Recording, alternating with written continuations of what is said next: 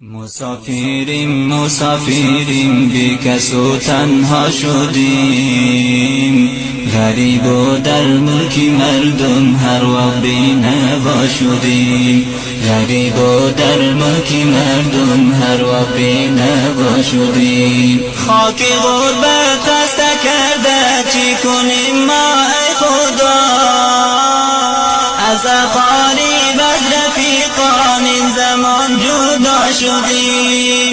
خاک غربت خسته کرده چه کنیم ما ای خدا، از اقارب از رفیقان این زمان جدا شدیم.